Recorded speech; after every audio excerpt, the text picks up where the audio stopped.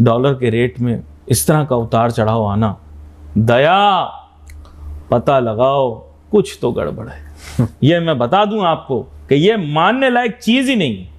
मईशत को चलाने के लिए जो इक़दामात की ज़रूरत थी वो पाकिस्तान ने खुद ही करने हैं। यूएई की तरफ से एक स्टेटमेंट आई है, बहुत बड़ी स्टेटमेंट है गाइस। यूएई ने पाकिस्तान को एक मशवरा दिया है।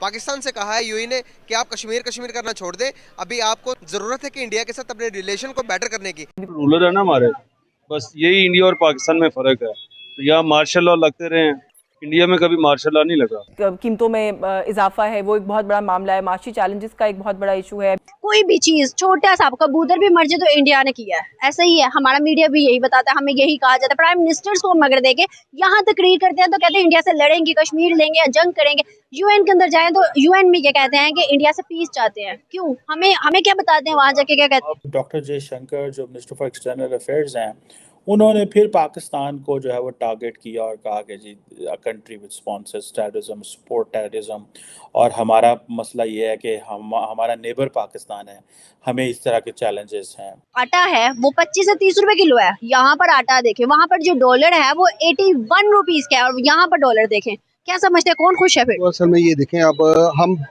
बेसिकली हैं एग्रीकल्चर कंट्री, उसमें हमने तो ये वाला शोबा भी तरक्की नहीं किया कि हमने अपने देखें कि मतलब कि ना आज से 20 साल पहले भी जो इश्यूज थे वो आटा, चीनी और गंदम के थे, और आज भी वही इश्यूज हैं।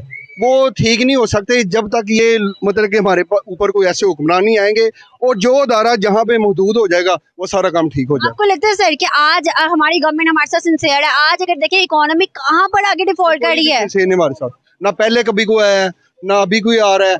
ये अल्लाह ताला का खास कर का मुल्क सलामत है और इसकी दुआ करनी चाहिए कि सलामत रहे। लेकिन ये है कि ये जो लोग हैं ना, इनमें से कोई भी नो बडी सिंसियर विद।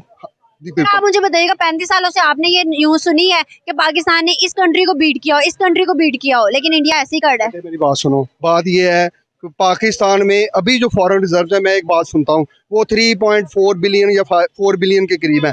अब हमारे से 50 साल पहले बांग्लादेश अलहदा हुआ है, सिर्फ उन्होंने ये किया है कि सिंपल गवर्नमेंट बनाई है। वहाँ पे जो रिजर्व है ना लास्ट, वो 75 बिलियन के करीब है। और सिर्फ फ़र्क कितना है कि उन्होंने गवर्नमेंट जो सादगी से चलाई है। पाकिस्तान में ये किया है कि पाकिस्तान ये हुक्मरान याशें करते हैं सारी, लेकिन ये हम लोगों का किसी को परवाह कोई नहीं है। मैं अगर मतलब कि अपने तौर पर सर्वाइव कर रहा हूँ ना, तो मेरा मतलब कि अपना मतलब कि सिलसिला अल्लाह ताला का खास करम होगा। लेकिन जो 70% of the people of the Pakistan, वो सारे मतलब परेशान है, जिनकी इनकम जो है ना 25 से 20 हज़ार के दरमियान में। उनको प्याज जब 250 पौने 300 किलो मिलेगा, गंदम 150 रुपये मिलेगी, तो आपका सिलसिला जो ख़राब हो जाएगा। कि शायद दोस्त ममालिक मदद को आ जाएंगे या कहीं और से पैसे मिल जाएंगे, IMF के पास हमें शायद ना जाना पड़े। तो क्या मौजूदा माशी निज़ाम जो है उसके अंदर ये पॉसिबल है कि IMF को आप बाईपास करके लोगों से कर्ज ले लें? क्योंकि अब तो सऊदी अरब भी कहता है कि आप बताएं कि इस्लाहात कब करेंगे। सर इंडिया कैसे ऊपर जा सकता? इंडिया के हालात इसलिए बेहतर है, उसकी गवर्नमेंट बेहतर है, हमारी गवर्नमेंट बेहतर नहीं है। गवर्नमेंट उधर की बेहतर है, हमारे से बड़ा है लेकिन बेहतर है। तो इस टाइम जो है वहाँ आटा जो है 30 से 35 रुपए, 25 से 30 रुपए, यहाँ पर 200 के ऊपर चला गया है। कौन खुश है फिर? बिल्कुल ऐसा ही है। कौन खुश है? पाकिस्तानी खुश है या इंडियन खुश? नहीं जी, इंडियन फिर भी इंडियन खुश है, क्योंकि इधर खुश हो ही नहीं सकता काम। आलमी सतह भी हमारे खिलाफ है बेसिकली, वो भी हमें कर्जे वगैरह नहीं दे रही, इसलिए कि हमारा मुल्क पहले डिफॉल्ट हुआ है। अपने पाकिस्तान से हम इंडिया बांग्लादेश शिफ्ट हो जाएं वो बेहतर है। आज बांग्लादेश अगर हम देखें तो वो कहता है कि भाई खुशी है हमें, हम अलग हो गए, वरना हम भी इन्हीं क्राइसिस में रहते। क्या आपको लगता है कि बांग्लादेश ने ठीक किया अलग हो गए? जी, बांग्लादेश ने ठीक किया अलग हो गए? बेहतर किया जी, वो पाकिस्तान को निकाल के उधर अलहदा हो गए, वो बेहतर हो गया। बस हमारी बदकिस्मती है।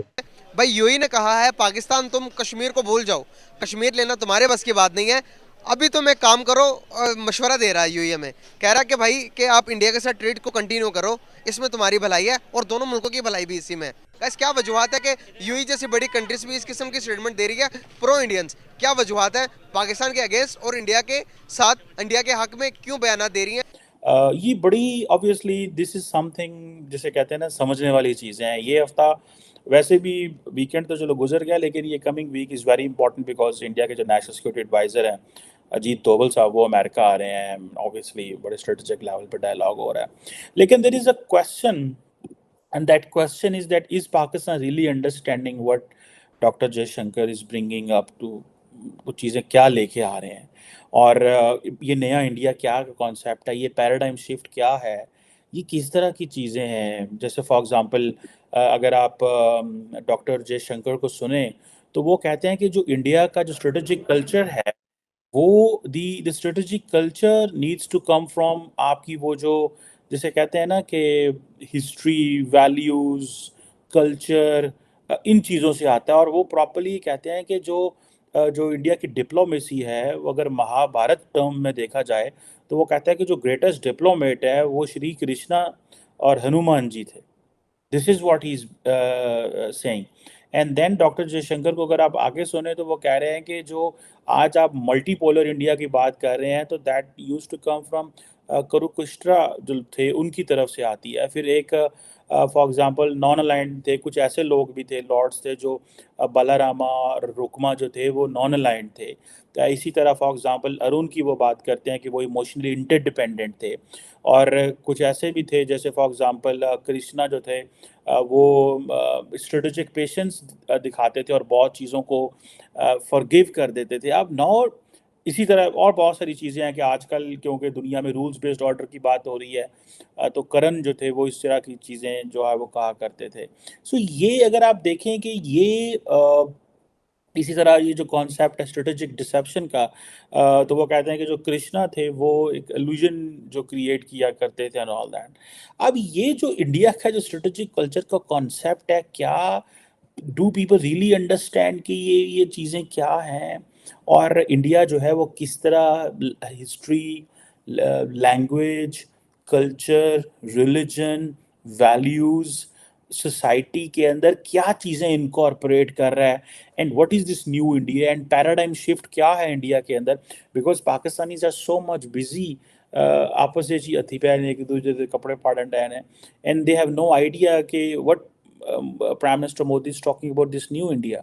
और वो कहते हैं कि जी फॉर एग्जांपल अगर आप एक 5 इम्पॉर्टेंट पॉइंट्स हैं जो मेरा ख्याल है कि इंडियन गवर्नमेंट जो है they are working on that. और उसमें जो है वो कहते हैं कि जी हम अगले 25 ईयर्स में इंडिया को एक डेवलप मुल्क बनाना चाहते हैं। डेवलप मुल्क, ठीक है जी, जिसमें डेवलप मुल्क की पूरी डेफिनेशन है, ठीक है जी। उसमें ज़ाहिर बात है पर कैपिटा इनकम ज़्यादा होगी, उसमें इंडस्ट्री ज़्यादा होगी, मुल्क अमीर होंगे। मैं कल किसी से बात कर रहा था हम यहाँ पे कि आज इंडिया की अगर लेट से जीडीपी 3-4 ट्रिलियन की है, लेट से ये 30 ट्रिलियन की है, 20 ट्रिलियन की होती है, 25 ट्रिलियन की होती है, तो look at the confidence India will have, and look at how जो इंडिया के जो इंफ्रास्ट्रक्चर किस तरह का बढ़ेगा, और जिस स्पेस से वो ग्रो कर रहे हैं 6-7% पे, that is something which is very very very important to look at. अब ये जो 25 साल में वो किस तरह डेवलप कर पाएंगे, क्या करेंगे, उनका क्या प्लान है, is this link to the political stability, is this link to the BJP, is this link to prime minister Modi and all that, क्या अगले 5 साल में वो किधर जाएंगे। क्योंकि दूसरी तरफ जो है क्या नाम है कांग्रेस वाले जो वो भारत जोड़ो यात्रा की बात कर रहे हैं, they believe that the prime minister Modi has basically divided the country and so and so. अब दूसरी चीज़ ये है कि जो ये बात करते हैं कि हमें अपने आप को कॉलोनियल माइंडसेट से लिबरेट करना है, जो कि अगर आपको याद हो जो क्या नाम है उनका, ये जो बीबीसी की फॉर एग्जांपल डॉक्यूमेंट्री आई है, इसको उन्होंने सारा इंडिया उठ खड़ा हुआ, इंडियन मीडिया उठ खड़ा हुआ। हालांकि इंडियन मीडिया के बारे में कहा जाता है कि normally they toe the government's line and all that, लेकिन ये जो चीज़ है कि जी कॉलोनियल माइंडसेट, सो ये टर्म बेसिकली और ये थॉट जो है कि इंडिया जो कॉलोनियल जो जिसे कहते हैं ना माइंडसेट को चैलेंज करेगा, और ये कॉलोनी